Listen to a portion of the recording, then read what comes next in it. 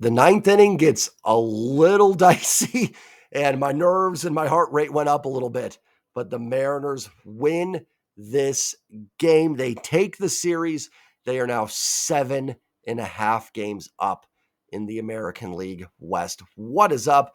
What is going on, everybody? Welcome back and welcome into the Seattle Mariners post-game recap. Mariners defeat the Texas Rangers this evening, 7-5. They improved to 42-31 on the season. And like I said, they now have a 7.5 game lead on the Texas Rangers in the American League West. The Astros also lost today, so that puts them now, let's see as I pull this up, they are now 9 games ahead of the Houston Astros in the American League West. Another fantastic, productive day for the Seattle Mariners. As always, before I dive any further into this recap, do me a favor, hit the like button. I can't say enough thanks for how often you guys do that. The likes are just incredible, and it really does help out the channel because it helps get the video out to more people. Subscribe if you're new. I've hit 3,600. Thank you all again so much. We are under 400 subs away from 4,000. That's the next big goal for this channel, so thank you again, and comment your thoughts on this team down below. But like I said, listen, that ninth inning gets a little dicey there for a minute, and I'll talk about it. I'll get into it, but I can't be more excited about this baseball team right now. They're turning into a little bit of a team that's got some home cooking. Kind of that. I'm not going to call it, the Seahawks advantage at home when they were, rolling, but this team has really, really been dominant at home. I think they're 26-12 at T-Mobile Park. And, just they have won so many crucial series these last couple of weeks. The Houston series. Now they win this Texas series. Worst case scenario, I talked about worst case scenario yesterday, was leaving the series up 4.5 games. Now worst case scenario is you're leaving this series with a 6.5 game lead. I want the W tomorrow. I want to get this to 8.5. But I mean, if that's the worst case scenario for a series, you're in pretty good shape. And they continue to answer the call. Every time we kind of think like, and I talked about it yesterday, we're Mariners fans. So there's always going to be that little bit of pessimism that creeps in the back of your mind. And then things like the ninth inning happen where sometimes the pessimism is paid off a little bit, and we have to sweat it out. But, and even for me, as positive as I am, I'm someone that predicted this team to win this division. That's not to toot my own horn. I'm just saying that I do tend to have positive outlooks. But even for me going into some of these series, I kind of go, is this the one where this team's just going to fall on their face? Is this the series where they're just going to get dominated and drop off? And I think that just comes from, following a team that has not had a ton of success truthfully, really over my lifetime, outside of some pockets here or there. So of course we're going to kind of naturally just lead to that, that thought. But this team just answers the call and they win these series. And I mean, this is a huge series for Texas. They entered it 5.5 games back, a chance to make a statement here, to get right back in this race. And they've come in here. They needed to be the desperate team. Truthfully, they needed to be the team that went, we've got to take this. And you've taken the first 2 and extended that lead to almost 8 games. And this is not, I don't think there's ever a point in the season where a 7.5 game lead is bad. But this isn't May 1st where the Mariners just had this ridiculous April and there's still, 135 games to go. There is, again, and I feel like I say this every single night, there is a lot of baseball left. 89 games is a lot. But guys, we're also a week away from being at the halfway point. And unless the Mariners go 0-8, if, please don't, fingers crossed they don't, in that stretch, and Texas goes 8-0, they're going to be in first place at the halfway point of the season. Barring something pretty awful, they're going to be at first place probably at the All-Star break around that time. So this is not just a little hot streak in April and you got a cute little lead like 2019 where they were 13-2. We all knew that wasn't going to last, hoping, and they were probably up something like 5 or 6 games in division. This is not that. This is a team that is now almost at the halfway point with a massive, massive lead in the division. And 7.5 games is a lot. I'm not counting anything. I'm not sitting here going, well, AL West is in the books. Heck no. Until the Mariners clinch something, I will be nervous. I am that guy. Despite my positivity, I'm the guy, they have an 11-game lead with 11 to go, and they lose 3 in a row. I'm going, are they collapsing? Is this happening? I try not to show that when I do videos because it's just more of like, it's not rational, and I know it's not. But, I do get like that too. So until they actually clinch it, I'm not counting anything. But my gosh, are they in a great, great position right now to get this thing done. Let's dive into the box score. Tonight's 7-5 win for the Mariners. Let me pull it back up because I went to the standings there. So let's go ahead and pull this one back up. And truthfully, the wins are great too because, while, like I said, the AL West is not a lock by any means, you're also trying to catch Baltimore, New York, Cleveland for possibly a second seed if that is to be in the cards to get the wild card round off. It's going to be tough, but you do want to pay attention to that certainly as well. Let's start with the pitching. George Kirby, fantastic. 6 innings, 3 hits, 1 run. It wasn't earned. It was because of the bunt where he threw the ball away. 2 walks and 6 strikeouts. Kirby walked Marcus Semien to start off the game. Very un-Kirby-like. And I actually thought Kirby's command control, and this is going to sound weird, but I thought it was about as bad as we've seen it, which shows how good Kirby's command and control is because he only walked 2 guys and still threw, 90 pitches and 56 for strikes. So, I mean, he still threw a solid amount of strikes out there, almost 2/3 of his pitches for a strike. So he was fine. But I did think this was maybe like, his worst command control type game. Finished it great with struck out the side in the 6th inning. So really finished on a real high note. I thought Kirby was absolutely fine. Like I said, he was great. But just in terms of what we've seen from Kirby. Now, with that said, it's something we've talked about, right? Like, I think we've seen Kirby hit sometimes because he is so in the zone. So I don't mind him nibbling a little bit more. You don't want to completely change who you are as a pitcher. And I'm not telling him don't throw strikes because it's one of the great strengths that makes George Kirby so good. But I don't mind him willing to go out of the zone a little bit. I don't mind him on 3-2 not just pumping a fastball in there, or on 2-0 not just doing it and still trying to keep hitters off balance and stuff. So I don't know if it was just Kirby didn't have the command control, or if maybe he is, like I said, nibbling a little bit more. Good nibbling, not like, I'm trying to think of a pitcher that just was frustrating to watch. I can't think of one off the top of my head, but who was the guy for the Mariners? Like, remember Ian Snell, Hector Noesi? They would kind of nibble like crazy, and it was frustrating. He's not doing that, but I think he's just been a little bit more willing to go outside the zone. Kirby, fantastic, gets the win, his 6th of the year, and his ERA is now down to 3.54. There was a while there it seemed like it was in the high 4s, so Kirby is absolutely dialed in. And is back to the George Kirby that we know is fantastic. Trent Thornton was great for an inning and a third.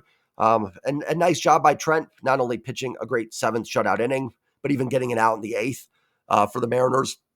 Munoz was down today. I'm sure they didn't want to have to go to Stanek. We'll talk about that in a moment. But good by Trent Thornton, who almost got them 5 big outs. Semien got a base hit off of him. But Semien's really good. It's going to happen. Taylor Saucedo comes in, throws 1 pitch to Corey Seager, double play, beautiful. Sauce earns a paycheck with that 1 pitch, 2 outs, always great. 9th inning, Edward Bizardo. And I'll eat some crow because I've been someone's actually said, I really like Bizardo. I like his stuff. He's someone I wouldn't mind seeing in high leverage spots. I'm laughing at it now because the Mariners pulled it off. And I don't say this often. I said it on Twitter. So if you follow me on Twitter, I said it. You saw me say it, or saw the tweet. That was a pathetic performance from Bizardo. And when I say I don't say that often, I'm not talking about calling out Bizardo or anything. I don't like throwing that word around. I don't like calling guys out. No, excuse me. I don't mind calling guy out. I don't like just going, you're terrible, you stink, that's awful. I try and look at the bigger picture with it, with outings. And things happen, right? Like, baseball's 162. Your best hitters are making outs 7 out of 10 times. Truthfully, nowadays, 8 out of 10 times a lot. That's a lot of failure. Baseball is a sport that has a lot of, you're going to fail a lot, even when you're successful. So I always try to be very fair to players. Not being fair to, I think it is being fair. I'm done. Send Bizardo down. That was awful. 7-1 lead going into the 9th inning. And let's pull up the play-by-play here because I want to make sure I get it right while I'm ripping the guy to shreds. I feel like I've been stabbed in the heart by Bizardo. I've defended him all year, and then he does that to me. Garcia leads off with a base hit. Okay, fine. Garcia scuffling this year, but is a good hitter, right? I get it. Even the Nathaniel Lowe hit, I can get it, right? Like those are good hitters. they can get you. They can get you. Wyatt Langford grounded out, and I was okay. I'm like, fine. Garcia, gotcha. Lowe, gotcha. You got Langford out. You got an out. Runner first, one out. You're up 7-2. Just end this. And I would have been fine. Like, Bizzardo was trying to throw strikes, get through it, whatever. Well, then you get into Travis Jankowski singles. Jankowski's not good. And I get every hitter's going to find hits. Even bad hitters get hits. But that's not Garcia and Lowe getting a base hit off you. Unacceptable. Grossman singles, which would have gone through. Dylan Moore made a fantastic effort to even get to that ball, try and flip it to JP. So that's not like Bizzardo gave up an infield hit. That should have been in the outfield. Dylan Moore is the one that almost saved that. Not acceptable. And the one that really got me. So you have then Duran lined out. So you can make case that was lucky. I don't know what the exit velo was on it, but luckily it was hit right to Dylan Moore, but that was a line out. And then the at-bat that really got me. Bases loaded, up 7-2, 5-run lead. Josh Smith pinch hits. Smith's had a nice season. He's got good numbers. I don't know if it's in limited at-bats because his numbers are good, but he hasn't started both games. He's got an 820 OPS. It's in 211 at-bats, so he's been playing. I'm not sure why he hasn't played this series. Maybe he's a little banged up or something. Pinch hits. And Bizzardo walks him on 4 pitches with Marcus Semien and Corey Seager on deck and in the hole. Listen, it's not that like Josh Smith did something. Smith's been a good hitter this year, at least looking at OPS. 4-pitch walk. Dude, just throw a fastball down the middle. If Smith hits it out, I'm not going to say like, Bizzardo was fine if that happens, but fine. And I know it sounds crazy. Jay, you'd rather give up a grand slam than a walk? Yeah, because then at least the hitter is having to he's the one that has to, I'm getting angry and I'm losing my train of thought. Like, you made him work for it. Bizzardo threw 4 pitches, not even close. Maybe one of them was a little close, but you made him work and he got it. Or, it's hard to hit a home run. Even if you lob a fastball down the middle, it's not easy to hit home runs. You get him to popping out, you make the hitter work for it. Absolutely awful performance from Bizzardo. Get him back down to Tacoma or DFA him. I don't even care. Like, that's how bad that was for me. 7-1 lead. And you allow, and the Mariners won this game. I'm super pumped. I'm just going on a rant here. You can't do that. You cannot allow Marcus Semien and then Corey Seager to get at-bats in that 9th inning. And it was the bottom of the order outside of Garcia and Lowe. And even there, like, as much as I defended that, they're not having good years either. So just unacceptable. Get Bizzardo out of here. Like, sorry, nothing against him. I'm not rooting against anybody personally. I don't know any of these guys personally. Wishing him the best. Bye-bye. I've defended you. Not anymore. I mean, I shouldn't say that. Like, I mean, I think there's still good stuff there, but you can't have that. Cannot have that. And no, Scott was not wrong for going to Bizzardo. It was a 6-run game. There is not a single pitcher in your minor league system or in a major league roster that shouldn't be able to preserve a 6-run lead. Honestly, you should be able to throw anybody out there. You could go pick up who's someone that's, you could go grab Jamie Moyer off the street in his 60s and be like, Jamie, we need 3 outs. Can you do it? 6-run lead. And I would expect Jamie to get those 3 outs. And he probably would have before Bizzardo did, for sure. So unacceptable. Don't put that on Scott, in my opinion. If you want to, again, up to you guys. But it's a 6-run lead. You shouldn't have to be going to your big guns there. So then Ryan Stanek comes in. Semien kind of bloops a base hit down the line. Not really Stanek's fault there. Semien just kind of gets wood on the bat, pokes it in there. Runners at the corner for Corey Seager. Seager actually probably hit the ball harder than Semien did. What a play by Tyler Locklear, because if that gets by Locklear on the Seager ground out, game might have been tied, because with 2 outs, everybody's running. It would have been close. I don't know where Canzone was shaded there in the outfield. It very well might have been tied. So Tyler Locklear with a fantastic play, and Stanek gets the job done. Unfortunately that he had to pitch today. Good news is, while Stanek's probably down tomorrow, you should have Munoz, Saucedo available. Voth is available. So you do have some. Bauman should be available tomorrow. So you do have some good names that will be available tomorrow as well. So at the end of the day, fine. Frustrating from Bizzardo, but the Mariners do get a W. How about the offense today? 7 runs. They did strike out 14 times. But here's the thing. And this is when I talk about like not getting too up in arms, and strikeouts is a game like this. Yeah, 14 strikeouts is not good. They also had 7 hits, 8 walks, and 7 runs. That is a really good offensive day. That's what you got to do. If you're going to strike out, fine, but then produce like this. And they got the walks to go with it. With a lot of strikeouts should kind of come some walks too, because you're getting deeper into counts. So they kind of made up for the strikeouts with the walks today and obviously the runs and the hits. The offense is interesting because coming into today, they were 18th in baseball in WRC plus with a 96 WRC plus. That is not good. I'm not going to defend that. Well, here I say that, then I'm just going to make a point. It's not meant to be defense. That's not good enough. It has to be better, and it should go up a little bit after today. But it is important to remember that offense in general in baseball is just down across the league. This is not the early 2000s anymore. I love watching old baseball games. There's some great YouTube channels that have just old games on them. Go back and watch a game in the 90s. Even the light hitting shortstop that's hitting ninth in July has like 11 home runs and is hitting 268. I was going back and watching old Mariners games from like 2005. That team was terrible. And you got Willie Bloomquist, who's hitting like 274. And there was no walks and no slugging with that. It was very empty. But the point is, like, back then, everybody was hitting, for the most part. Offense is just down in general. The league is not hitting a lot. So if you're wondering why the Mariners come out to about a league average offense, that's why. But the point I'm making here is, yes, this offense has not been good. It hasn't. And in fact, the eye test, I would say, I feel like it's been worse than league average. So I'm not like, I'm with you guys if you're frustrated with it. I'm just using the WRC plus metric to kind of show that I also don't think the offense is far away. I do think they can get this improved and be a pretty solid group. And then especially if you can make some additions at the deadline. Julio is heating up. We'll get into Julio today. Mitch Garver's starting to heat up. Cal swinging the bat better. Jorge Polanco begins a rehab assignment today. By the way, tough news on prospect Johnny Farmello tears his ACL. Brutal news for the Mariners there. I'm not much on prospects. I don't know them as well. I know the names, but that's just a brutal blow to the farm system. So hoping Farmello can get back next year and be ready to go. But Polanco begins a rehab assignment today. I know he wasn't good, but he's been a good hitter. Get him back and let's see if we can get Polanco going. Julio's heating up. Garver's heating up.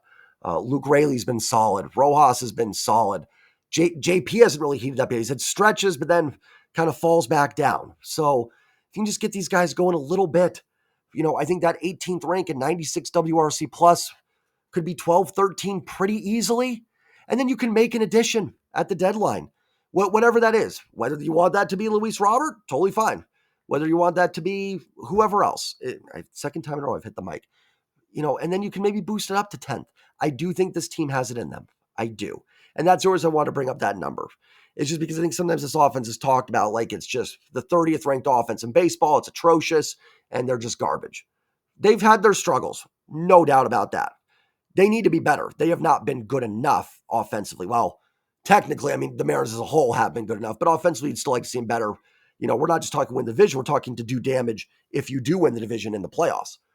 But they also just haven't quite been as atrocious as I think we make them out to be.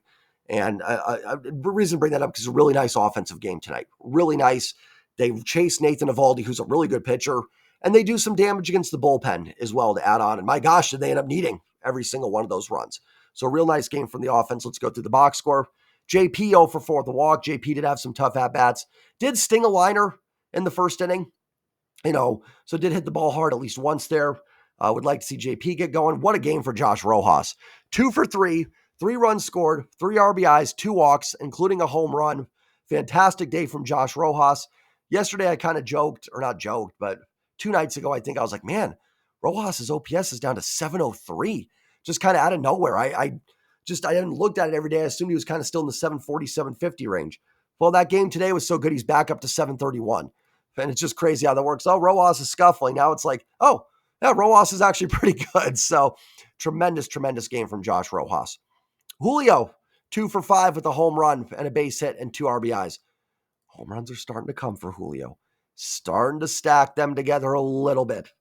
A little bit now. I know we've said that before, but it is happening now. It is starting to happen. We're seeing some extra base hits. We're seeing more of the Julio we know he can be. The guy that a lot of us thought could be the AL MVP. We're starting to see it a little bit here. I'm not going to go gung-ho on it, but I'm feeling pretty good. I think Julio is turning the corner a little bit here. Cal, 1 for 3 with a solid base hit that scored the first run and a walk. Cal on board twice. Garver 0 for 3, but did work a walk. Tough game for Rayleigh 0 for 4. Dom Canzone 2 for 4. Now, one with an RBI as well, that made it 4-0. Now, one of those hits was kind of a little, dinky infield hit, but listen, we could go through every hitter in the league and go, okay, hit this hard here, didn't hit this hard here. He got an infield hit here, whatever. They do tend to even out over the year. Canzone's another guy who can get going a little bit. And he's got such kind of an odd profile, I feel like, but the hard hit rate has been pretty good. I don't know, I could see Canzone going on a little bit of a tear here. It's an interesting spot because you'd like to maybe upgrade the corner outfield spot from Canzone and Haniger a little bit. But man, it would be really great if Dom Canzone could get hot. Here's OPS up to 717.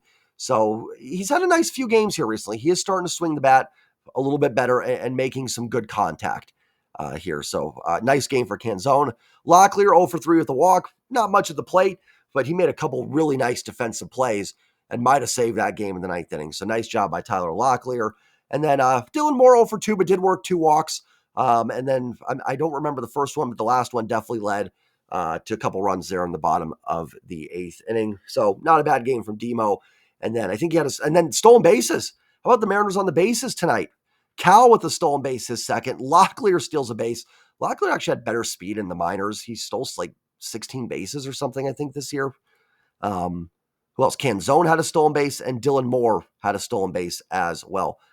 I don't think the Mariners respect Kinzer's arms, just one of the arms, his arm at all with the way they were running. And we'll see if he catches tomorrow. Jonah Heim's on the paternity list. Mariners catch a little bit of a break there because Heim has been a Mariners killer in his career. So, and then not only catching a break with Heim being out, but being able to get going on the base pass. So good to see. Good to see. I know the strikeouts were still high. Evaldi's a big strikeout guy. Burke kind of dominated the Mariners a little bit. Not a little bit. He did dominate them. But, listen, this team is going to strike out. It just is. Now, I'd like to see it cut down. I'd love to see it less than it was today. But if you're going to do it, at least do it with this, right? Where you're walking 8 times, you're getting 7 hits with some extra base hits and some home runs and scoring 7 runs. I can live with the strikeouts when you're doing this. So I'm not going to get too up in arms about them today when you're doing what you need to do offensively. I could not be in a better state with this team right now. Yes, they have things they need to improve on. They are not perfect. That's something they have in common with every team in baseball. Every team in baseball isn't perfect. Every team has some things they need to improve on. And I think all the things this team needs to improve on, they can. I think they can get a bat. The Mariners farm system is absolutely loaded. They have absolutely retooled this farm system in just a couple years. You have the bullets to go get a big name. Now, again, I'm not saying you're throwing away your whole farm system for somebody. I'm not saying that at all. There are asking prices that are too high. But my point is you have the bullets to get better. You are 11 games over 500. You have a 7.5 game lead in this division. I want this team to make additions. I want them to go for it. I understand if prices get too high. I am firmly behind that. I understand it. But I want this division. I want this team to do something in the playoffs. I want this team to make a run. I want them to win a World Series. And I get it. There are teams in the AL that are better. Most people would say Yankees and Orioles are better. I'd probably agree. But you don't need to be better than them. You just got to find a way to beat them 3 out of 5 or 4-7. And that's not impossible to do, especially with this team's pitching staff, with how good it is with your starting 5. This is a good baseball team. You've got a substantial lead in the division. Let's get it. Let's go get this. Big game tomorrow. Get the sweep. This team has had trouble finishing off some of these sweeps. Now, listen, I am not going to complain about taking 2 out of 3 in this series if you fall tomorrow. You leave 6.5 games up, no problem with that. No problem with that. You exit the series with a bigger lead than you did coming into it. But man, could you really, I don't want to say put the nail in the coffin. You're not there yet. We're not at the halfway point yet to say that. But man, an 8.5 game lead, you feel pretty darn good. And talk about just crushing Texas. And that's the thing too, like Texas wins tomorrow. Again, I'm not going to be like up in arms, but they're going to go home going, hey, we salvaged one, 6.5 back. We just need to get on a streak here, get back in this. Their mindset will change a little bit. You put the nail in the coffin and win it tomorrow, 8.5 back. There's not much positives they're going to be able to come out of this series with. There's not much they can really point out outside of getting healthy.